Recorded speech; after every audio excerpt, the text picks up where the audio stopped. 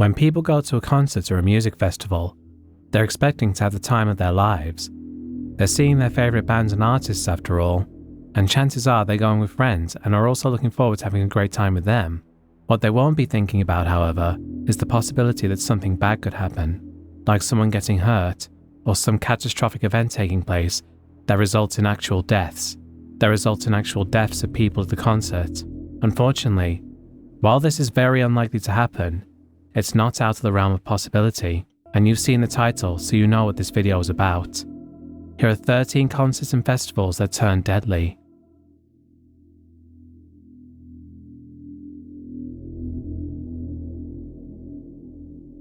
Dimebag Darrell spent 2 decades as the lead guitarist in Pantera. When that band broke up in 2003, he and his brother, drummer Vinnie Paul, started Damageplan with singer Pat Lockman and bassist Bob Ziller, releasing Newfound Power in February 2004, and touring clubs to rebuild from scratch.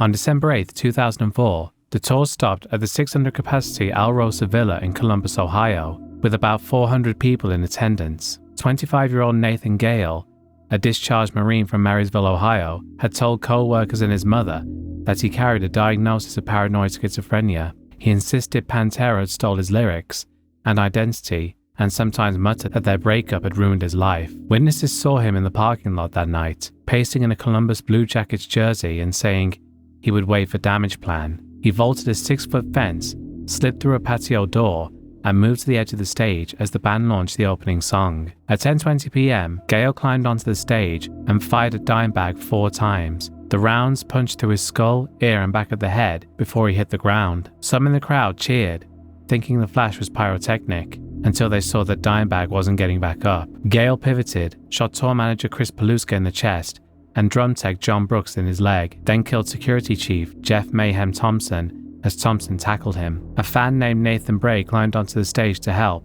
and took a bullet through the heart.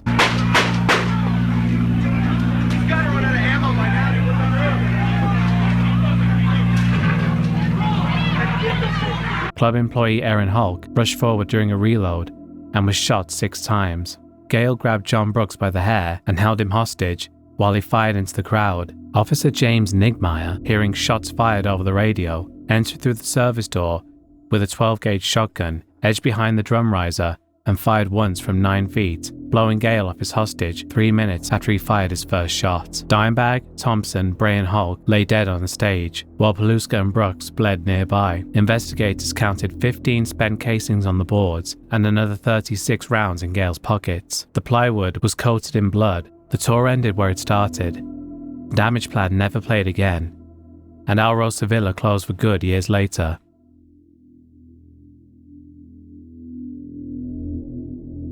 We certainly feel horrible for the victims and their families. Around 10:20 p.m. on December 8, 2004, Niggemeyer entered through this back door at the Alrosa Villa with shotgun in hand. He put the gun up to the hostage's head, and at that point I just stopped where I was and just pulled up and shot. On this night, he pointed his shotgun at the head of Nathan Gale, who was holding a hostage, and ended his life. Gale's shooting rampage would kill 4 people, including the lead guitarist Daryl Dimebag Abbott of the heavy metal band Damageplan. He says the trauma of that night has left emotional scars he hasn't been able to shake. You can have all the therapy that you want, but that doesn't necessarily mean you're going to get better. And if you don't get better, then who's there to help you? The shooting cost him his job, not because of what he did, but because he was diagnosed with PTSD, or post-traumatic stress disorder. Under Ohio law, anyone who suffers a mental issue not associated with an injury while on the job isn't covered by workers' compensation. Niggemeyer wants the law to change. I think they need to do a lot better job in helping the officers that don't have physical injuries, but mental injury. Niggemeyer now works for the city's fleet management division. 12 years after the shooting that made him a hero for saving the lives of others, he says the emotional toll of taking a life has far from faded from his memory. I still see psychologists 12 years later and take medication, which helps a lot. But it, that's the question I've asked, is it going to go away?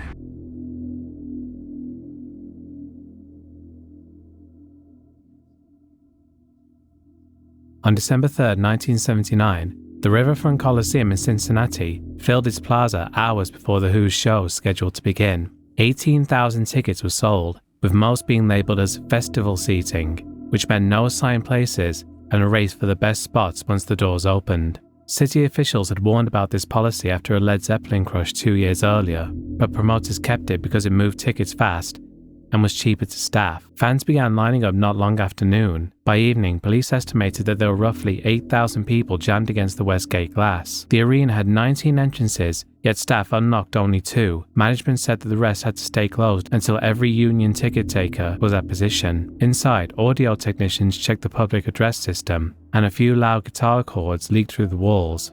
Many in line thought the concert had started without them and pushed closer to the doors. Just after 7:15 p.m., the crowd surged, a glass pane shattered, and people at the front were knocked flat before they could crawl away.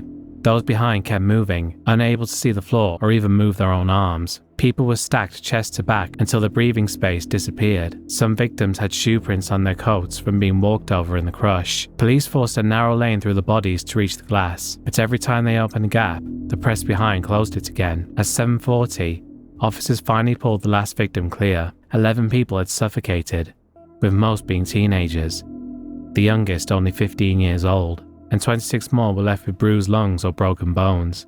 Paramedics slid victims onto plastic because the floor was thick with spilled drinks and blood, then loaded them into the ambulance, parked only meters away from ticket scalpers still trying to sell extras.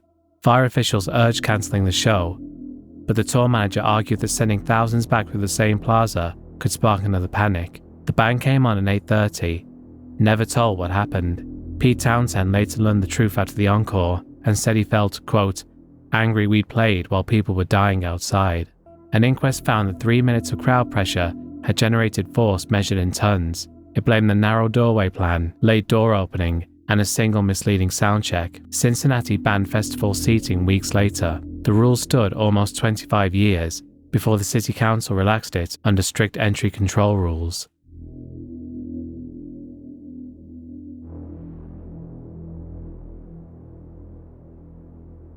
On July 24, 2010, the Love Parade Electronic Dance Festival set up on a disused freight yard in Duisburg. The fenced venue could hold about 250,000, yet publicity hinted at 1 million plus showing up. The plan funneled everyone through a single 240-meter tunnel and up a sloping ramp, the only way in or out. Gates were meant to open at 11 that morning, but didn't release the first wave until noon, leaving tens of thousands packed tight in the underpass. Police set cordons across the ramp to stall the flow, then told newcomers by loudspeaker to turn back. The rear kept shoving forward, unaware the front had stalled. Density rose and people's chests were locked against other people's backs, and air began running out. Just after 4:30, the knot hit critical. Bodies began to sway in what crowd engineers later called turbulence, an involuntary ripple that threw people off balance. Some tried to claw up a narrow metal staircase on the ramp. A slip there dragged others down like cargo off a tipped truck. A few climbed advertising hoardings and shipping containers, only to be yanked backwards by the surge. On the concrete below, people's faces were beginning to turn purple, and rib cages were folding until the bones began to crack. Eyewitness police later spoke of twisted up bodies lying at the tunnel mouth, with their faces blue and limbs locked where they had stiffened. Autopsies showed every death came from asphyxiation and crushed ribs, not falls. 21 people, aged 18 to 38, from at least 7 nations, never left that ramp alive. 652 more went to hospital with tramline bruises, burst capillaries, and boot prints embedded in their skin. Organizers kept the music playing, suspecting that a sudden stop might spark new panic on the grounds. While the music kept playing, paramedics squeezed through a human wall to reach the fallen, working on them where they lay because the stretchers could not get back through the crush. By nightfall, recovery teams had lined up body bags along the tunnel wall. The promoter shut the brand down for good the next day, and there has never been another Love Parade.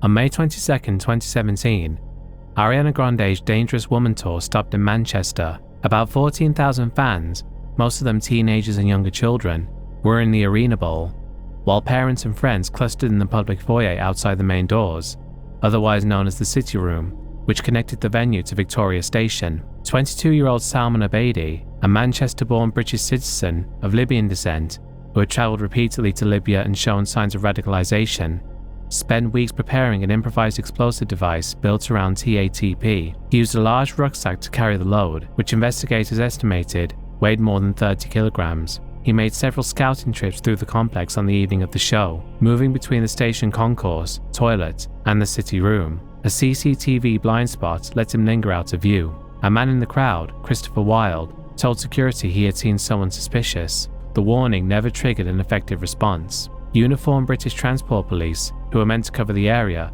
were absent from the foyer when the show ended. Inquiry findings later described these as serious security shortcomings that could have reduced the toll if handled differently. At about 10:30 p.m, as the house lights came on and crowds started leaving, Abedi descended the stairs into the flow of people waiting to reunite with children coming out of the concert. He detonated at 10:31 p.m.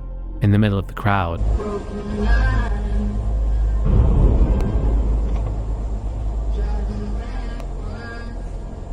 No! Some victims lay where they fell with penetrating trauma to the head and torso. Off-duty medics and arena staff worked in the smoke, using advertising banners and crowd control barriers as improvised stretchers to drag the badly hurt clear of the pooled shrapnel. 22 people died, with the youngest being only 8 years old. More than 1,000 people were counted as injured. Hundreds had shrapnel wounds, blast lung, burns, or crush injuries from the crowd surge that followed. 60 Northwest Ambulance Service vehicles responded. Paramedics established a casualty clearing area on the station concourse and treated those who could be moved, while others worked in the city room, despite it being classed as a hot zone. Firefighters did not reach the scene for over 2 hours because of miscommunication around Operation Plato, the armed response protocol activated for a suspected terrorist attack, which left the fire service held back at distance, while police and ambulance crews were already inside treating the wounded. Reviews later highlighted this delay, alongside radio overload and fragmented command links, as major problems in the emergency response. Ariana Grande's team suspended the tour. In the months and years after, detailed inquiry volumes examined the security gaps, the emergency response, and the wider intelligence picture. Families pressed for stronger venue security. The arena reopened after repairs, but the blast in the city room remained one of the deadliest concert-linked attacks in the UK.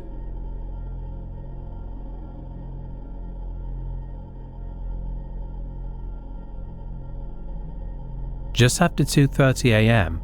on March 16, 2025, the Pulse nightclub in Kochny, North Macedonia, was holding a hip-hop show by local duo DNK in a converted carpet warehouse, licensed for only 250 people, yet roughly 600 pushed inside, some climbing onto the bar just to breathe. 2 angled indoor fireworks lit near the stage sent sparks into a ceiling lined with cheap acoustic foam. Within seconds, the roof caught fire, and a sheet of flame rolled across it, dropping burning plastic onto the crowd. The heat and smoke caused a huge panic. The lights failed, and patrons stampeded for the single unlocked door, while others smashed toilet windows already barred with metal grills. People fell on the narrow stairs and were trampled, and bodies later showed boot prints over melted clothing, and many died face down in less than a minute from asphyxiation and crushed ribs, not burns. Paramedics arrived in only 2 ambulances, so bystanders used cars to ferry the injured, while others laid victims on the asphalt because no stretchers were left.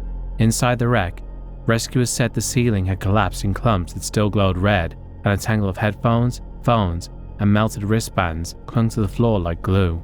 At least 59 people, most aged 16 to 24, never escaped the club, and another 155 went to hospital with burns, smoke damage, and crushed limbs. DNK frontman Andrei Georgesky, along with 6 members of their road team, and the club's on-site police officer died where they stood. 25-year-old professional footballer Andrei Lazarov collapsed later in the hospital after pulling strangers out of the doorway. By sunrise, arrest warrants were out for the club owners, licensing officials, and fire inspectors, and the mayor resigned as protesters accused the government of bribery-fueled negligence. National radio read the casualty list over a 3-day silence order.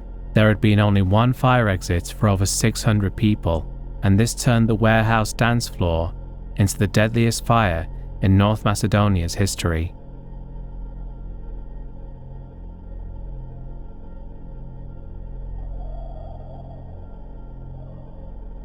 The Route 91 Harvest was a 3-day outdoor country music festival held on the Las Vegas Strip, across from the Mandalay Bay Hotel. By the final night on October 1st, 2017, more than 22,000 fans had gathered for the closing performance.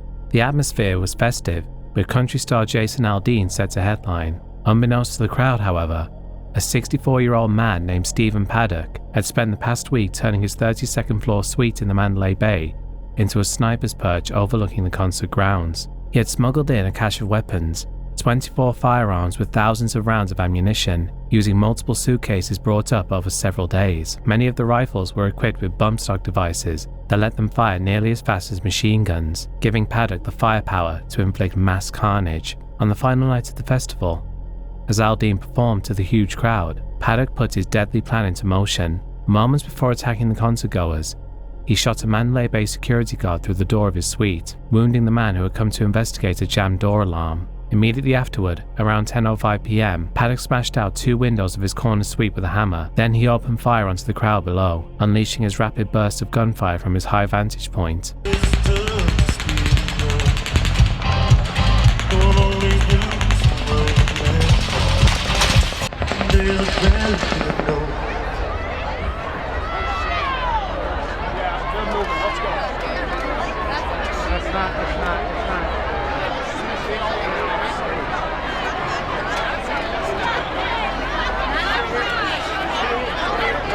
The first shots rang out in the middle of a song, and for a brief moment, many people didn't understand what was happening. Some thought the loud cracks were fireworks or a loudspeaker malfunction. In fact, Jason Aldean kept playing for a few moments, thinking the pops might be an audio issue, until the music abruptly stopped and reality became clear. Once the crowd realized the horror unfolding, panic and chaos erupted. Paddock rained bullets on the festival for about 10 minutes, firing over 1,000 rounds in all. People began screaming and ducking for cover, or desperately trying to flee. The outdoor venue was enclosed by fencing, which initially trapped many attendees and made it difficult to escape. As one witness described, quote, "It was hysteria. There were people trampled. We jumped walls, climbed cars, and ran for our lives. Concertgoers in the stampede were climbing over each other and tearing down fences to get out. Others lay flat or huddled behind whatever cover they could find, including parked cars, merchandise booths, and even other people. Amid the carnage, some attempted to help the wounded or protect their loved ones. Many survivors later described the scene as a war zone.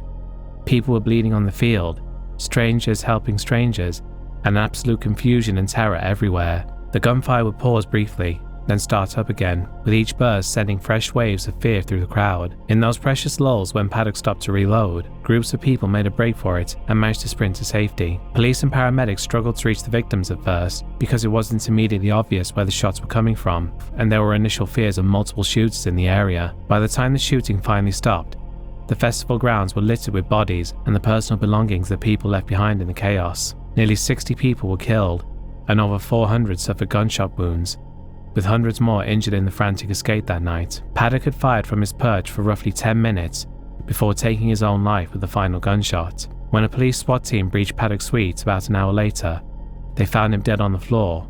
He left no note or explanation, and to this day, investigators have never identified a clear motive for the massacre. What they did find, however, was a laptop that had many indecent pictures of children on it, just in case you wanted another reason to hate this scumbag. The Route 91 Harvest attack remains the deadliest mass shooting by a lone individual in American history, a night of horrifying violence at what should have been a joyous music festival.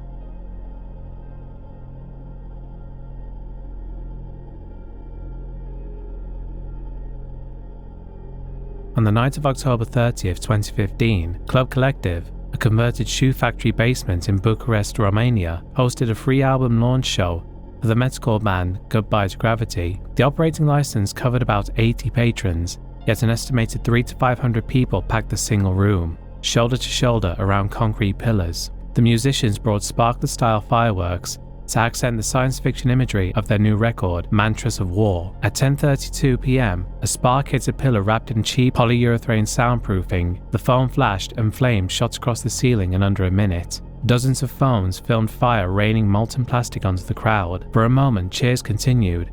Many thought it was part of the show, until the electricity failed and hot smoke rolled over the stage. Panic snapped and everyone lunged toward the only usable exit, a 2-leaf door with just one leaf open, barely 80 centimeters wide. People climbed over fallen bodies, legs broke under boots, and those pinned near the floor suffocated before the flames reached them. Others smashed narrow windows and crawled out, slicing their arms on glass, while smoke thickened behind them. The first emergency services call came at 10:32, and ambulances and fire engines forced their way through traffic 11 minutes later. Doctors from the neighbouring maternity hospital rushed out to treat victims on the pavement. By midnight, roughly 500 responders were on the scene. A field hospital rose outside the factory gate, and blood donors queued around the block before dawn. 26 people died inside the club, among them guitarist Vlad Telier and Mihai Alexandru, and drummer Bogdan Lavinius. Over the following weeks, burns, inhalation damage, and hospital-acquired infections claimed 38 more lives, raising the toll to 64, and leaving 146 others hospitalized. Investigators later confirmed at least 13 patients were killed by multi-drug-resistant bacteria that thrived in wards cleaned with diluted disinfectant. Within 48 hours, 3 club owners were arrested for negligent homicide, and the Sector 4 mayor was charged for rubber stamping permits without fire safety approval. Anger spilled into the streets. Crowds of up to 35,000 chanted, "Corruption kills," and on November 4th, Prime Minister Victor Ponta resigned. Survivors were flown to burn units across Europe because Romania lacked sterile beds, while the collective nightclub, still standing behind police tape, remained a silent marker of how a 1-minute blaze exposed the nation's rotten paperwork and cost 64 lives. Goodbye to Gravity's lead singer, Andrei Galut, was the only member of the band to survive, as the band's bassist, Alex Pascu, would die in the hospital on November 11th. Though he suffered severe burns to his entire body, he has apparently had numerous surgeries to try and fix the damage, though they have been unsuccessful. As of this video, due to his injuries, he has never returned to the public eye, and information about him is very hard to come by.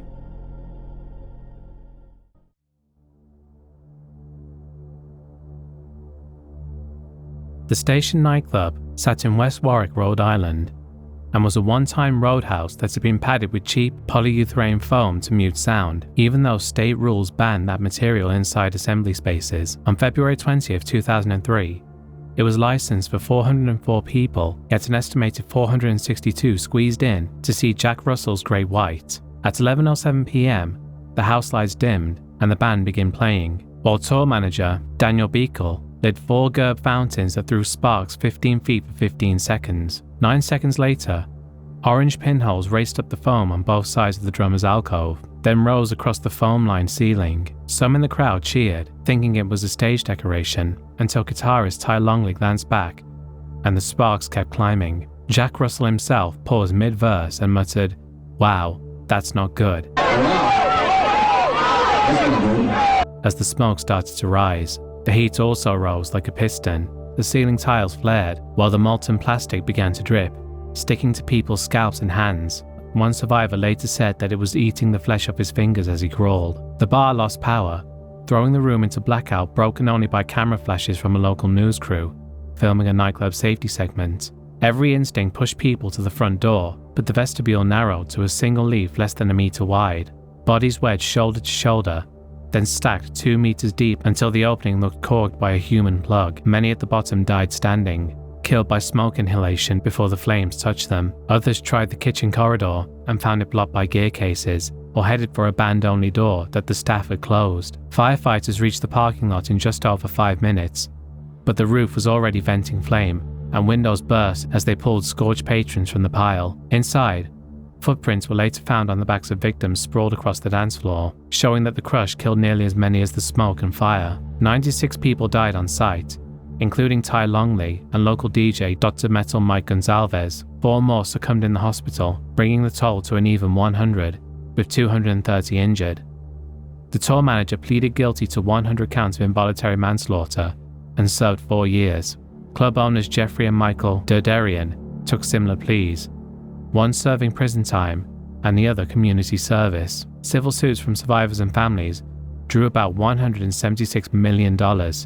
Bulldozers leveled the club in 2006, but the grainy video showing sparks then a wall of fire swallowing the stage in under 30 seconds still circulates online to this day. Freezing the moment, a rock concert became one of America's deadliest nightclub disasters.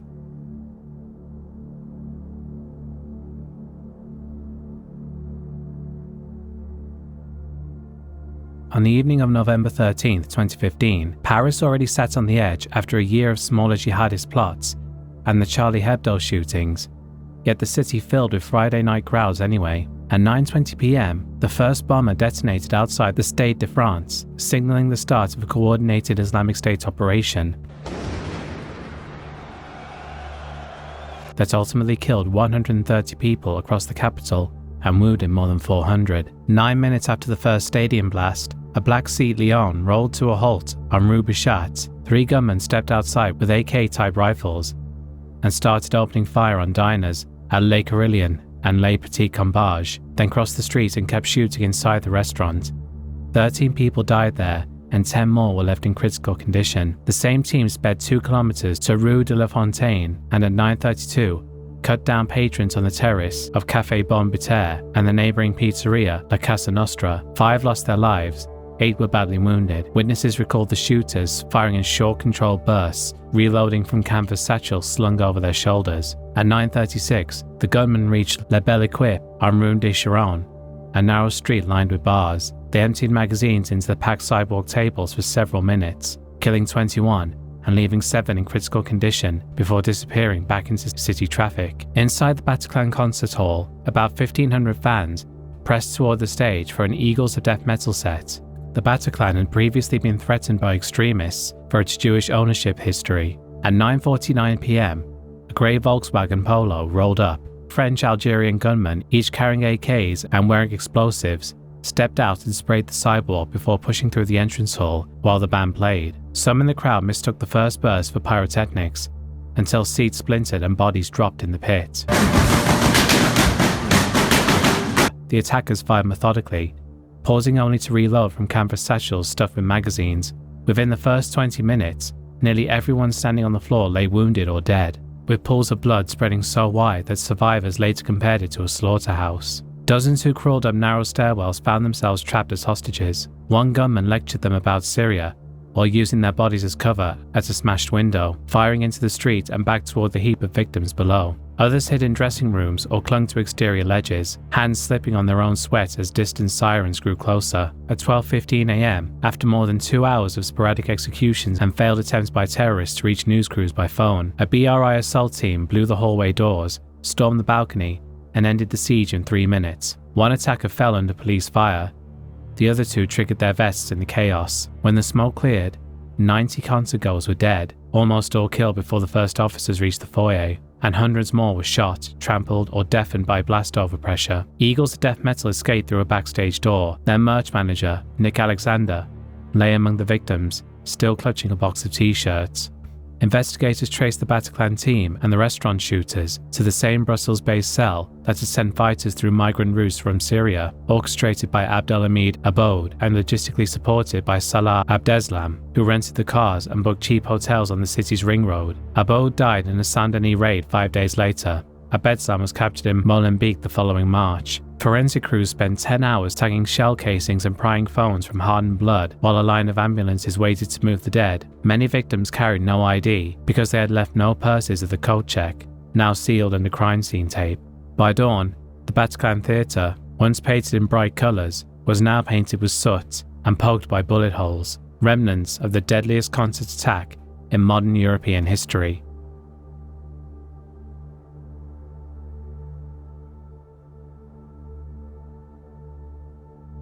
On the night of March 22, 2024, Crocus City Hall, an arena-style theatre that held about 6,200 people in the Moscow suburb of Krasnogorsk, filled for a sold-out show by the rock band Picnic. Earlier that month, the US Embassy had privately warned Russian officials that Islamic State Khorasan province might strike a large concert in Moscow, even naming Crocus as a possible target, but the Kremlin dismissed the alert as provocation. At 7:58 p.m, 4 gunmen wearing camouflage and armed with AK-47s walked through the front doors, shooting security staff and ticket takers before moving toward the foyer bar. Witnesses said they fired in bursts no longer than a breath, then reloaded from canvas satchels and kept advancing while chanting Allahu Akbar. Rows of concertgoers still finding their seats mistook the first cracks for stage pyrotechnics until glass behind the merchandising stand dissolved into a spray of shards and people began to fall. Once the shooters reached the auditorium doors,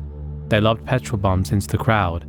The burning mix splashed across rows of fabric seats and climbed drapes hung to deaden sound. Flames raced up into the rigging, feeding on the acoustic foam until smoke poured back down, knocking people to their knees before they felt the heat. Some tried to break towards side exits, only to find them chained and were forced to crawl under turnstiles already slick with blood and spilled beer. Bodies piled at the main doorway, where two steel pillars created a funnel barely wide enough for one person. Those trapped underneath suffocated in darkness, while automatic fire still rattled above their heads. Within minutes, the ceiling ignited and sections began to collapse, showering molten plastic that fused itself to hair and skin. Survivors described hearing a low groan from overhead, then a roar as parts of the roof caved in, sucking oxygen out of the hall. Many victims never reached the shooter's line of sight. They died in the stairwells or against handrails, having died from smoke inhalation. By 8:11, the gunmen withdrew, slipping through service corridors and out to a white Renault that sped toward the Bryansk region near the Ukrainian border. Special Forces units arrested them the next morning after the car skidded off a rural road. All four were Tajik nationals, bruised and bloodied in court as they faced terrorism charges. Islamic State Khorasan released a statement and a helmet cam video hours after the shooting, claiming the assault as retaliation for Russia's actions in Syria and its support of the Taliban's enemies. Inside Crocus, firefighters spent the night battling a blaze that reached 1200 degrees and burned until dawn. Emergency doctors laid the wounded on tile floors, slick with condensation from burst sprinkler pipes, cutting away melted clothing to get to shrapnel wounds and third-degree burns. The official toll climbed through the weekend, settling at 145 dead and 551 injured, making it Russia's deadliest terrorist strike in 2 decades. Investigators later concluded that most had succumbed to smoke inhalation rather than bullets. President Vladimir Putin declared a national day of mourning, praised first responders, and tried to tie the gunmen to Ukrainian intelligence, a claim rejected by both Kiev and Washington, which insisted the attack was purely ISIS. Outside the hall, thousands queued to donate blood, while crews in hazmat suits shifted through the ash. A charred picnic banner hung half-melted to the arch, evidence of a concert that lasted less than 2 minutes before gunfire, fire, and smoke turned the night out into the most murderous show Moscow had ever seen.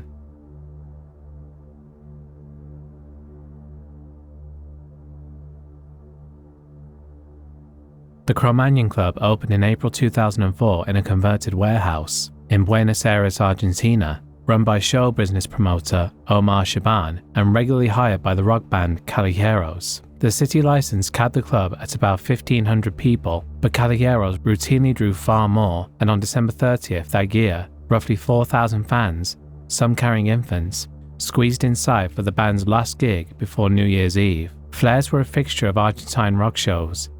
The band's singer begged the crowd on mic to not light them, knowing the ceiling was lined with cheap acoustic foam and a plastic net stuffed here and there with teddy bear filling to catch falling debris. At 10:40 p.m, a signal flare arced upward, struck the net, and ignited the foam, which flashed across the rafters in seconds and rained flaming blobs onto heads and shoulders below. Thick black smoke rolled down almost as fast, laced with cyanide and carbon monoxide fumes released by burning plastic. Most victims collapsed where they stood from smoke inhalation in a gloom lit only by exit signs that quickly failed when the power cables melted. 6 doors stood between the main hall and the street, yet 4 were padlocked to stop freeloaders, and an emergency exit at the rear had been fenced off with wire mesh. The press of bodies at the one working doorway turned into a solid mass within a minute. Rescuers later hauled people from a pile 3 layers deep, finding boot prints pressed into backs and faces frozen in place by rigor mortis. Those who tried the connecting corridor in an adjacent hotel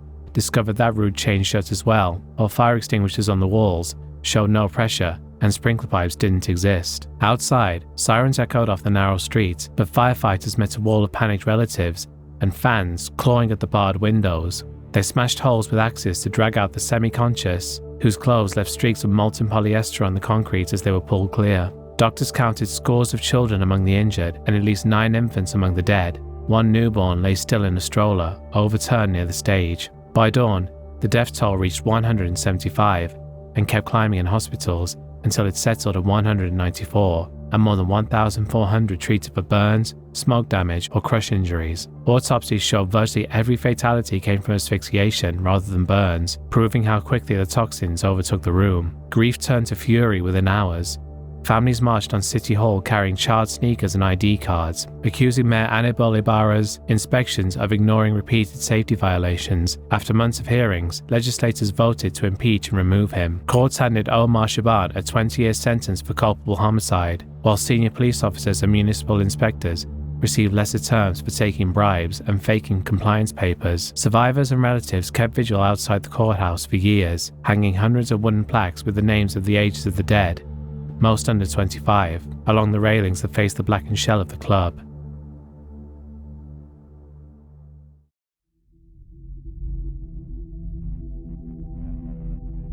The Kiss nightclub sat on a busy corner in Santa Maria, Brazil, drawing university students with cheap drinks and live bands. In the early hours of January 27, 2013, the place was packed well beyond its legal limit. Most of the crowd were freshmen celebrating the end of the summer break. The club had been soundproofed, with slabs of foam stapled to the ceiling, and its only real exit was the same single front door everyone had used to get in. Fire alarms and sprinklers either did not exist or were turned off, but nobody paid attention because that was normal for dance spots in the region. Sometime after 2 a.m., the six-piece band, Gurizada Fandangueira, stepped on stage. To hype the set, the singer held up a cheap outdoor signal fire. The white sparks looked harmless at first, then a jet of fire climbed into the low ceiling and bit into the foam above the lighting rig. Burning crumbs dropped on the stage curtains. Embers disappeared into the crowd's hair. Within 25 seconds, a churning smoke column replaced the band. What filled the room was not ordinary smoke. It was filled with hydrogen cyanide and carbon monoxide, turning every breath into poison. People near the bar almost immediately keeled over. Others stumbled into the dark with their eyes watering and their lungs seizing due to the smoke, still convinced they could make it outside if they just kept moving. Their odds were crippled by the bottleneck at the door.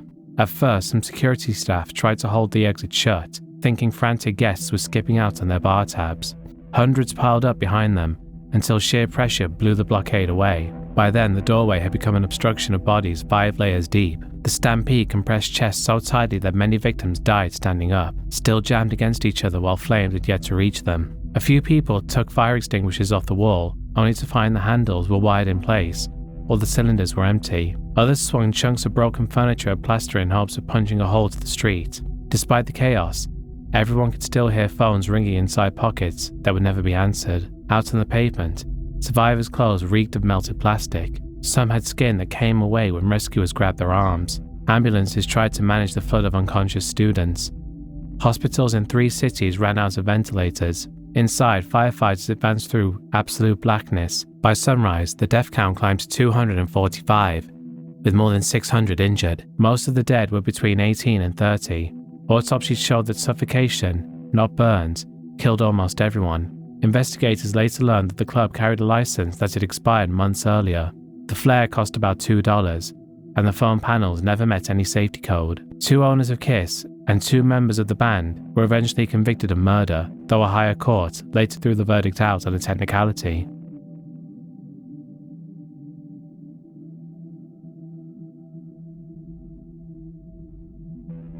The Supernova Sukkot Gathering opened on October 6, 2023. A last-minute psytrance rave dropped into a dusty field outside Kibbutz Raim, barely 3 miles from the Gaza fence. Roughly 3,500 young Israelis pitched tents around 3 stages and a makeshift bar. At first light, the sky filled with faint rocket trails. The siren at 7 a.m. jolted people awake, but the real shock came from the horizon. Powered paragliders, pickup trucks, and motorbikes pouring across blown open gaps in the border. Dozens of fighters in combat vests fanned around the perimeter and fired into anyone heading for the single dirt road. Security guards with sidearms stood no chance. Festival goers trying to drive out crashed into each other, then bolted on foot as bullets shredded windscreens. Clusters of friends hid in roadside bomb shelters that turned into execution chambers when grenades bounced through the doors. Others crawled into orchards or under wrecked cars and listened while militants walked past, reloading and laughing over phone speakers. In the first hour alone, the gunmen killed and wounded hundreds, then dragged 44 captives toward the breach in the fence. Israeli reinforcements did not reach the ground until late morning. When the last shots faded, rescue crews moved through piles of crates and half-collapsed tents, counting bodies where people had been dancing just hours earlier. By the time the final list was posted, 378 people lay dead, 344 civilians and 34 off-duty security personnel, and 16 captives taken from the rave are still unaccounted for almost 2 years later. Many of the same fighters left the festival and rolled north on Route 232, stopping at each junction to ambush fleeing cars before spilling into nearby neighborhoods. They set fire to homes, shot families in safe rooms, and forced others outside as human shields. 132 Israelis died there before the army retook the settlement. At Kfar Azar, another squad moved door to door, killing 80 people, among them babies and elderly couples, and abducting half a dozen more. By nightfall, Israel counted more than 1,200 citizens dead across the southern region, the heaviest single-day loss in the country's history. Hospitals overflowed. The highway south of Ashkelon became a chain of burned shells. Soldiers searching orchards followed the ping of unanswered phones to locate bodies. Inside Gaza, the abducted festival-goers and dozens of other hostages disappeared into tunnels. The Nova site itself turned into a crime scene sealed off by tape and floodlights. Weeks later, the organizers collected melted USB sticks and ruined speakers and built a small shrine at the edge of the field. Survivors returned in November, pressing their palms into the earth before heading back to hospitals and funerals. And that's the end of the video, folks. If you're a new viewer and are about to post a comment complaining about why I didn't show any footage or photos of people being shot, blown up or burning to death, this is YouTube. I had a number of comments on the last video about this, and I can't believe I still have to explain this after all these years. I'm sorry for not providing you with sufficient fact material, but those are the rules. Anyway, thank you very much for watching. Be sure to like this video, leave a comment, subscribe if you're new, and consider donating on Patreon. Every patron gets early ad-free access to videos, and higher tier patrons get their names on the board and a shout out. Thanks to all the patrons, especially all the people whose names are on screen now, particularly Brendan O'Connell, Adam Clayton, Jalen Campbell, Count Lagula, Alex Christmas, Undisputed Champion 96, Stimulate, and of course, Dick the Cock Johnson and the Woodmaster at WrestleMania X69 or maybe not Dude. Thank you very much for watching, and I'll see you all next time. Goodbye.